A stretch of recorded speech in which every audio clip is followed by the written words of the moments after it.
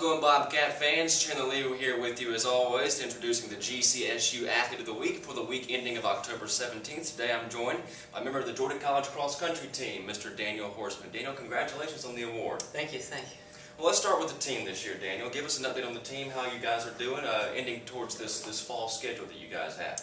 This has been a great season so far. We've got several new runners. We've got about 4 new freshmen, a new transfer from North Georgia, and it's been a really solid season so far. And we're looking to do big things for conference and regional coming up. You just took first at the Young Harris Invitational this past week. Congratulations on that as well. Tell us about that race and the experience overall.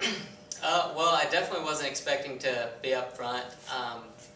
The pace started off a little slow, and so I just kind of took the lead and held on from there. It was a unique race. It was my first win in college, and I was just pretty much running against the clock. I was running by myself, just checking my mile splits on my watch, just shooting for a PR, and I ended up PR'ing by 6 seconds, I think, from the previous race. Excellent. Congratulations again on the award. Let's focus on you a little bit now, Daniel. Tell us about your upbringing, about your childhood, and why you chose to run cross country. I know you're a multi-sport athlete in high school, but what struck you so well about running?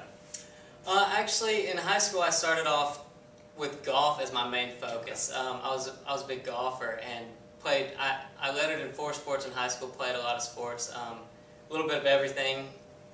Cross country just was kind of a secondhand sport, and ended up getting a little frustrated with golf, a little burnout, and so I just took my main focus, put my main focus on running. And after I quit golf, I started running better and realizing that I might actually have a little bit of potential. So put more focus on running, and just was all uphill from there. Everything started working out for me. You are a Georgia native, a graduate of Northwest Whitfield High School, if I'm correct. Yes. There were some differences between high school cross country and collegiate cross country. High school's 5K, I'm assuming, and the collegiate level is 8K. What makes the transition a little bit more difficult coming from high school to college? It is a big transition, running 8Ks and even a few 10Ks, which is double the distance we ran in high school. I've always been a little bit better at the longer distances. It's a little bit slower pace, but just barely. And I've always been able to hold a little bit slower pace for a longer time instead of speeding up and running quicker for shorter distances. So it worked out well for me.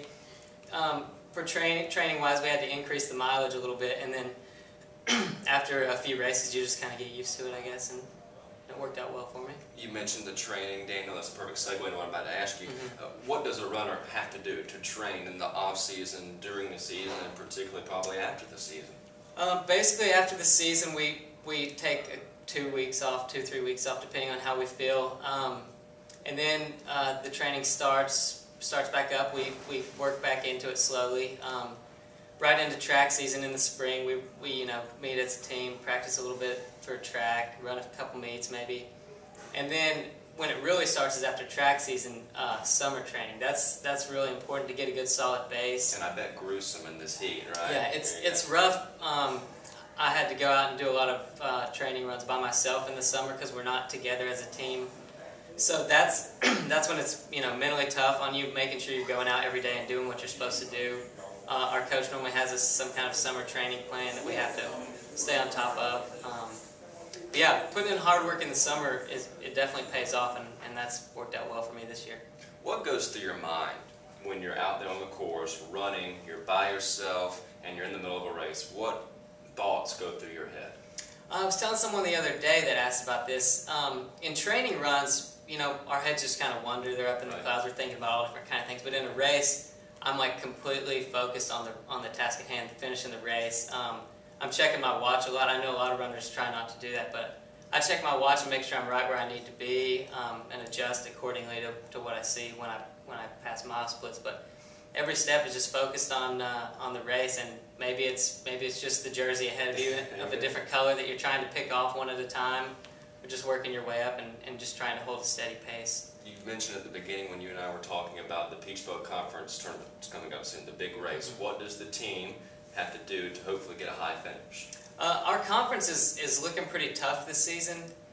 I think it's going to take, it takes 5 runners to score, and I think it's definitely going to take we're going to have 5 runners really step up and run maybe their best race, or at least run pretty well. And we have 7, 8, 9 solid runners. So we're going to have 5 solid ones, but we're going to have to exceed our potential a little bit and really step up and run well to place well at conference. Exactly. Your head coach is Joe Samproni, if I'm correct. And we'll have a little fun here, okay? One word describing Samproni. Go. That doesn't count. Let's see. Unique, I guess. There you go. Okay. He's definitely unlike any coach I've ever had before, but he's a great guy. I like him a lot. He's a good coach. Junior Daniel Horseman of the Georgia College cross country team, the GCSU Athlete of the Week. Daniel, congratulations. Thank you.